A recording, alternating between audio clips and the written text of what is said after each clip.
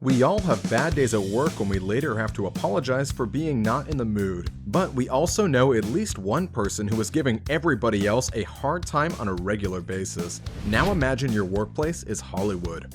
This means your reputation of being difficult will sooner or later become available to millions of people around the world.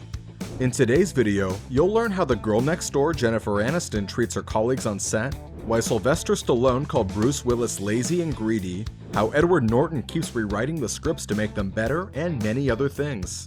Subscribe to our YouTube channel to find out about the film stars who are unbearable to work with. Jennifer Aniston. While on the set of Life of Crime, the Friends star could be described as many things, but not one of them is friendly, pun intended. A damning report on Radar Online outlined, with reference to its sources, how Aniston just wouldn't socialize with or even interact with her colleagues, including Isla Fisher and Tim Robbins. While every day the film cast and crew had lunch together, Jen was the only one who was quickly grabbing her lunch and leaving.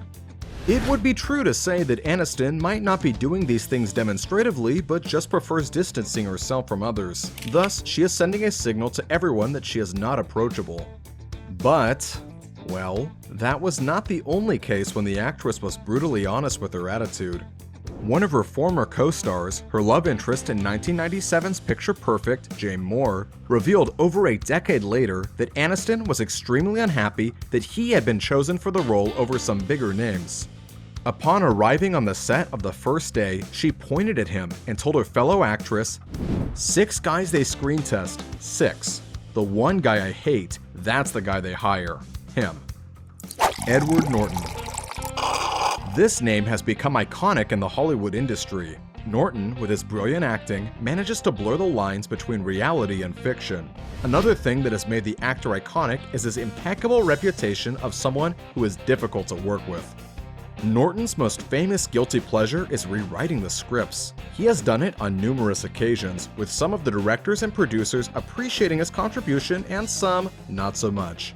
Let's take The Incredible Hulk, released in 2008. When Marvel Studios approached Norton to star in the movie, he signed on, provided any suggestions he made to screenplay be incorporated into the script. Turned out, he had a lot of suggestions, to the extent that the actor substantially rewrote the movie just weeks before filming started. It eventually made Marvel executives hate the edit and order a new one, mostly cutting dialogues and adding more action. Listen to me, this is my f***ing show. I did the work, I raised the money, I arranged the f***ing press. No surprise, when Marvel was picking a Hulk for the Avengers movie, Norton was not much of an option, with the studio stating it clearly that they want, quote, "an actor who embodies the creative and collaborative spirit of our other talented cast members." And that actor was Mark Ruffalo. Even years later, Norton didn't get over that situation and took a chance to slam Marvel, saying he was difficult during the filming because he actually wanted a better script. Bruce Willis. The Die Hard star has been, on a regular basis, characterized as uncooperative, soul-crushing, and a pain in my ass. They say off camera he's great, but during the filming itself, boy oh boy. In his interview about 2010's film Cop Out, featuring Bruce Willis and Tracy Morgan, Kevin Smith said that had it not been for Morgan, he, quote, "might have killed myself or someone else in the making of that movie." The renowned filmmaker said he used to be a longtime fan of Willis before he got to know the real Bruce. Smith revealed Willis was a pain on set, and then even refused to sit for promotional photos for the movie's poster. The director was shocked that Bruce made zero effort to contribute to the film promotion, which, Smith believes, affected the poor ticket sales. Sylvester Stallone also seems to have issues with Bruce in regards to the Expendables series. Fans were shocked when Stallone dropped Willis for Harrison Ford in the third movie, announcing it with a tweet. "Willis out, Harrison Ford in. Great news, been waiting years for this." And we wouldn't have suspected anything unless in a few minutes there appeared another tweet saying, "Greedy and lazy, a sure formula for career failure." Stallone's rep confirmed to the Huffington Post that the tweet was in fact made in reference to Willis, but refused to elaborate. According to some sources, Willis was offered $3 million for 4 shooting days, which offer he declined, insisting on $4 million. That would mean $1 million per day, to which Stallone and everyone else involved allegedly said no. A year later, however, Stallone clarified in an interview that he didn't mean to make any hints with his tweets and that Willis is a great guy. Well, what's done is done. Chevy Chase. One of the top comedic actors of the 70s, 80s, and the 90s, Chase has remained to our days the actor with the reputation of being rude and mean toward his cast members. He kept causing trouble as a Saturday Night Live host. Good evening. I'm God, and here's the news. Will Ferrell once described Chase as, quote, the worst host, who at some point suggested one of the female writers present give him a handjob later. I wish we'd all gotten up and walked out of the room. When, for some reason, after a huge break, Chase was invited to host SNL once again in 1985, he made fun of 20-year-old Robert Downey Jr. Didn't your father used to be a successful director? Whatever happened to him? Boy, he sure died, you know. He sure went to hell. Those were just several of the instances of his unacceptable behavior, but Chase did have a chance to make things right in a recent development while filming the cult sitcom Community.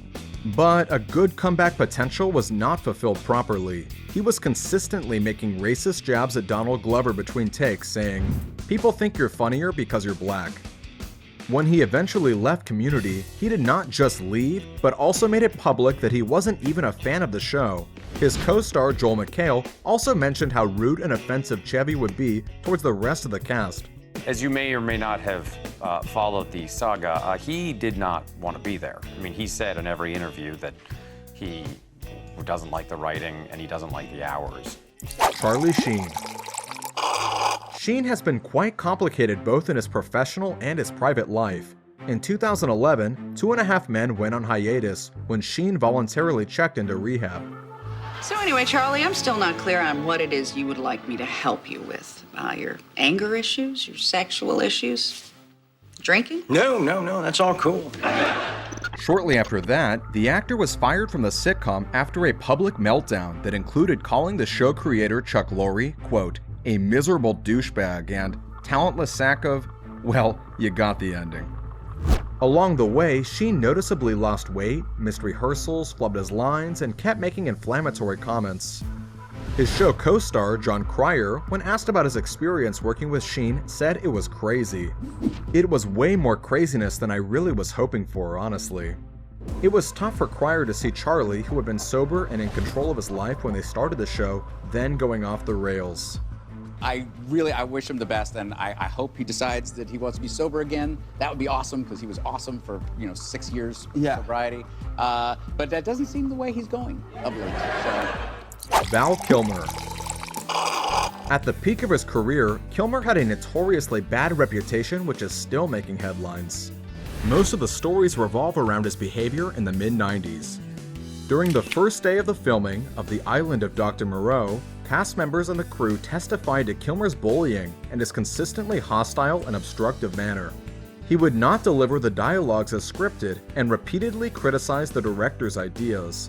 The initial director of the film was blamed by the studio for his inability to get Kilmer under control and was even fired in 3 days.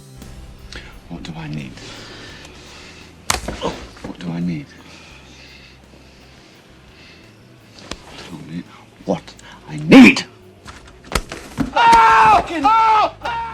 The new director also had arguments with Kilmer on set. He would later state that he didn't like Val's work ethics and he didn't want to be associated with him ever again. Moreover, there was antipathy between co-stars Marlon Brando and Val Kilmer that rapidly escalated into open hostility. Did I ask for respect? The Batman Forever director called Kilmer, quote, childish and impossible. And these are just a few instances to prove the point. Movies usually are about endurance, prayer, drinking that carrot juice. The other side of the same coin was that the actor was always recognized for being too passionate about his roles. Take his iconic portrayal of Jim Morrison. The young star took the whole year just to prepare for the part.